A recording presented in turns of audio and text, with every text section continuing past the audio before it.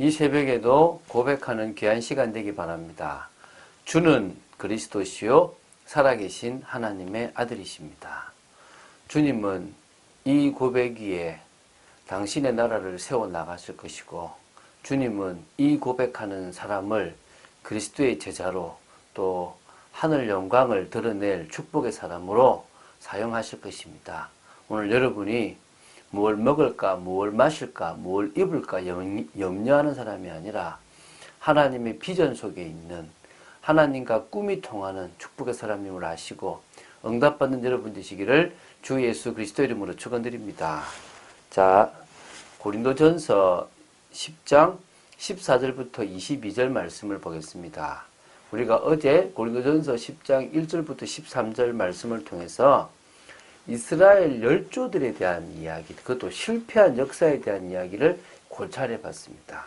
그걸 통해서 이제 고린도 교회 성도들에게 너희들이 지금 그들처럼 지금 이 축복된 자유를 남용한다면 결국 그들처럼 망하게 될 것이다 라는 이야기를 나누었습니다. 이제 14절부터 22절까지는 우상의 제물을 먹는 것 자체가 결국은 그 제사에 참여하게 되는 것이기 때문에 그 말은 귀신과 교제하는 수준이 되어질 수 있다는 것을 지금 경고하고 있습니다. 그걸 한번 봐 나가도록 하겠습니다. 자, 14절부터 보도록 하겠습니다. 그런즉 내 사랑하는 자들아 우상 숭배하는 일을 피하라. 지금 바울은요 고린도 교회 성도들을 향해서 내 사랑하는 자들아, 우리가 누구에게 권면을 하고 잘못한 것을 지적할 때 그 사람을 정말 사랑하는 마음으로, 중심 있는 마음으로 그들을 도와야 될 것입니다. 저는 사실은 좀 강한 사람이기 때문에 좀 잘못하면 되게 이렇게 혼내거나 지적하는 것처럼 들릴 수가 사실 있습니다. 그래서 저는 이 서신서를 보면서 이 중간중간에 이런 표현들이 저한테는 참 많은 도움이 되더라고요. 왜 그런 마음이 있는데 이게 우리 경상도 사람들이 이렇게 표현이 잘 안 되잖아요. 그래서 이런 표현들을 조금 함으로써 내 중심을, 내가 이 이야기를 하는 것 자체가 너를 공격하거나 혼내거나 판단하거나 정지하려고 하는 것이 아니라 도우려고 하고 세우려고 한다. 많은 사람들이요 하나님의 뜻을 안다고 생각을 하고 찾아가려고 하는데 자기 감정에 치우쳐 있는 것이 하나님의 뜻인 양 생각할 때가 많아요. 제가 인간적인 표현을 많이 쓰거든요. 인간적이다 얘기하는 거예요. 이랬으면 좋겠다, 이러고 싶다, 이건 다 인간적인 거예요. 중요한 것은 뭐죠? 하나님이 뭘 원하시는가를 생각하고 이 환경을 복음적으로 해석하고 그럼 우리가 나아갈 방향이 뭔가를 볼 수 있는 게 중요하거든요. 사실 그게 잘 안 돼요, 사람들마다. 그래서 하나님의 뜻과 내 생각, 내 지금 감정, 내가 하고 싶은 것들을 잘 이렇게 구분하기가 어려울 때가 있거든요. 그래서 정말 지금 바울이 내 사랑하는 자들아 라고 부르는 이 성도들을요, 사랑하면서 뜨거운 애정을 가지고 지금 이야기를 하고 있는 겁니다. 그래서 뭐라고 합니까? 우상 숭배하는 일을 피하라. 우상 숭배하는 일을 하지 마라. 우상 숭배 자리에 들어가지 마라. 돌이켜 나와라. 이제 이걸 먼저 딱 이제 두 갈씩으로 끝내고 딱 좀 끄집어내면서요. 이 결론적 명령을 통해서 우상 숭배의 제물에 대한 이야기, 그 제물을 먹는 것이 어떤 의미가 있는지를, 그래서 이방인의 제사가 어떤 것인가를 좀 설명하려고 하고 있습니다. 그런 부분들을 같이 한번 나눠보도록 하겠습니다. 15절입니다. 나는 지혜 있는 자들에게 말함과 같이 하노니 너희는 내가 이르는 말을 스스로 판단하라. 지혜 있는 자들에게 말함과 같이 하노니라는 이 표현은요, 지금 바울 자신이 비록 고린도 교회 성도들을 납득시키기 위해서 상식과 이성에 근거한 어떤 논증을 지금 펼쳐나가고는 있지만, 이게 지금 그 기독교의 어떤 복음의 어떤 그 진리가 좀 이렇게 들어있는 건데, 이게 인위적인 논증으로서는 사실 설득하기가 어려워요, 완전하게. 전달되기가 어려운 거죠. 그러니까 이런 표현들을 쓰면서 바울이 지금 뭐라 하냐면, 내가 이르는 말을 스스로 판단하길 바란다. 그러니까 복음과 진리를 인간의 이성을 넘어서 믿음을 통한 그런 판단, 믿음을 통해서 온전히 알아지게 되기를 바라는 마음으로 지금 이걸 쓴다는 겁니다. 여러분도 정말 여러분의 생각이 아니라 주님이 원하시는 또 메신저가 하고자 하는 의도를 잘 파악한 여러분 되시기 바랍니다. 우리가 축복하는 바, 축복의 자는 그리스도의 피에 참여함이 아니며 우리의 떼는 떡은 그리스도의 몸에 참여함이 아니냐. 떡이 하나요 많은 우리가 한 몸이니 이는 우리가 다 한 떡에 참여함이라. 자, 이제 우상 숭배에 우상에게 바쳐진 또 우상 숭배라는 것을 설명하기 위해서 하나를 끄집어 들어오는데 이 16절 17절이 바로 뭘 끄집었냐면 성찬에 대한 걸 가지고 끄집어 들어오는 거예요. 다시 말하면 자, 너희들이 지금 축복하면서 마시는 축복의 잔, 바로 성찬식에서 마시는 포도주, 그것은 그리스도의 피를 참여하는 것이다. 그거 당연한 거 아니냐. 또 너희들이 지금 떼는 떡은 그리스도의 몸에 참여하는 것 아니냐. 그걸 너희들 알고 지금 참여하고 있지 않냐. 그래서 이렇게 얘기합니다. 떡이 하나, 그리스도의 몸이 우리를 위해서 십자가 흘리신 그 몸은 한 떡인데 그것으로 인해서 다 각기 다른 지체 성도들이 그리스도의 한 몸에 연합되어지는 한 떡에 참여하는 그런 결과가 나오는 거 아니냐. 그러면 자 이제 뒤에 나오겠죠. 우상에 드려진 음식은 어떤 의미가 있겠냐. 그걸 먹는 것이 어떤 의미가 있는지 생각해봐라. 이제 이건 겁니다. 육신을 따라 난 이스라엘을 보라. 제물을 먹는 자들이 제단에 참여하는 자들이 아니냐.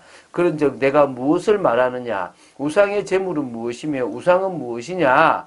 무릇 이방인이 제사하는 것은 귀신에게 하는 것이요 하나님께 제사하는 것이 아니니 나는 너희가 귀신과 교제하는 자가 되기를 원하지 아니하노라. 지금 성찬의 의미를 설명하고 나서 다시 또 뭘 설명하냐 그러면요. 18절에 육신을 따라 난 이스라엘. 다시 말하면 이스라엘 구약의 그 제도, 그 제사 제도, 그 제도를 봐라. 제물을 먹는 자들이 제단에 참여하는 자들이 아니냐. 레위인들이 그 제물을 먹을 수 있거든요. 제물을 드리잖아요. 소, 양, 막 비둘기, 염소. 근데 그게 다 태우는 게 아니라 일부는 레위인들의 제사장들의 음식이 된 겁니다. 그들이 먹을 수 있었던 것은 그들이 그 제단 예식에 참여하는 자들이 있기 때문이라는 겁니다. 그런즉 그게 무슨 말하냐? 결국 그 음식을 먹는다는 말은 그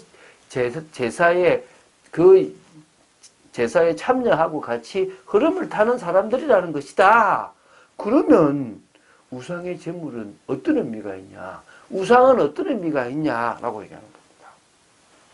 먼저 볼 거는요. 우상이나 우상 제물은 사실 아무것도 아닙니다. 뭐 시장에 파는 우상 제물은 먹어도 사실 무방합니다. 그러나 그걸 뭐 팔고 뭐 상관없지만 우리가 그 우상 제물에 우상하고 있는 것에 참여하거나 또 그런 우상에 들어있던 걸 먹을 때 우리도 모르게 그 의미와 같이 들어가져 버릴 수가 있다는 거죠.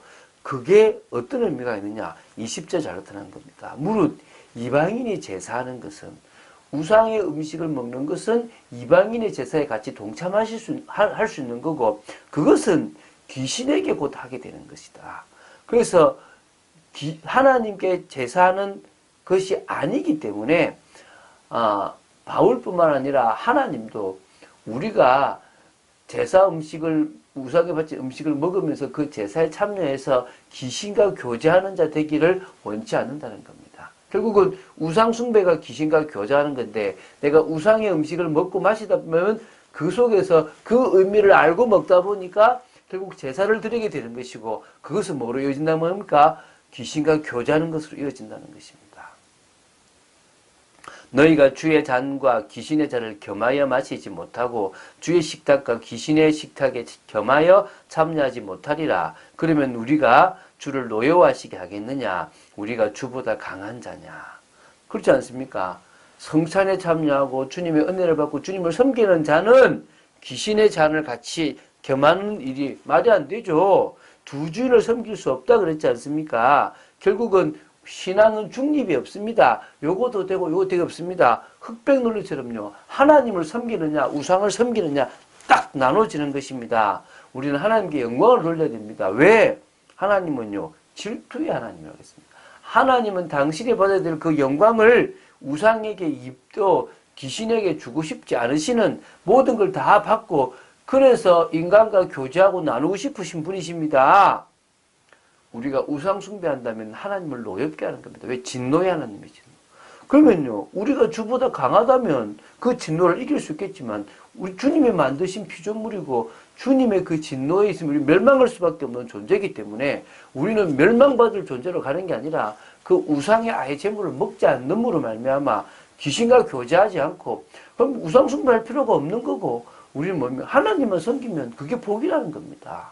여러분 지금 그 고린도 교회에 만연했던 일반적인 것 그럼 지금요 한국 교회와 세상에 만연해 있는 뭐 술 문화 또 타락 문화 그냥 들어와 있잖아요. 저는요 영화를 보면서도 드라마를 보면서도 문화를 즐기면서도 야 이게 젖어버려서 그 영향을 참 많이 받고 있다. 어쩌면 이게 지금 우리도 모르게 사상과 생각적으로 뺏겨버리고 있고 마음이 뺏기는 것이다. 이런 걸 깨닫게 되는 겁니다. 고린도 교회에 쓰여진 뭐 우상 음식 먹었네, 제사 음식 먹었네 이 정도로 끝날 일이 아니고요. 그것을 통하여 지금 우리가 이 시대에 우리가 하나님 앞에서 더 큰 은혜를 받으려면 어떤 것에 집중해야 되는가를 생각해야 될 줄로 믿습니다. 그러면요 정말 기도하게 됩니다. 저도요 혼자 있으면요 뭐 영상도 보고 인터넷도 검색하다가요 헛짓도 많이 해요. 그래서 진짜 혼자 있을 때 기도 속으로 들어가고 주님과 교제하는 게 참 중요하다는 것을 많이 보게 됩니다. 응답받는 능력의 기도 속으로 들어가시게 되길 바랍니다. 기도에 대해서 많이 알기보다는요 시작하면 돼요. 기도를 드리면 됩니다. 방향 맞춘 기도를 하면 되는 겁니다. 임마누엘 누리는 기도를 하면 되는 겁니다. 바로 시작하면 되는 겁니다. 그런 축복을 누리는 여러분 되시기 바랍니다. 우리의 수고하고 무거운 짐까지도 주님은 다 해결하심을 믿고 나아가는 그래서 온전히 주님의 말씀 따라가는 축복의 인생 되기를 주 예수 그리스도 이름으로 축원드립니다. 주는 그리스도시요 살아계신 하나님의 아들심을 고백합니다. 늘 말씀 따라가는 축복 하나님의 은혜를 덧입는 축복 누리기를 간절히 소원합니다. 역사하여 주시옵소서 은혜를 내려 주시옵소서 주 예수 그리스도 이름으로 기도드립니다. 아멘.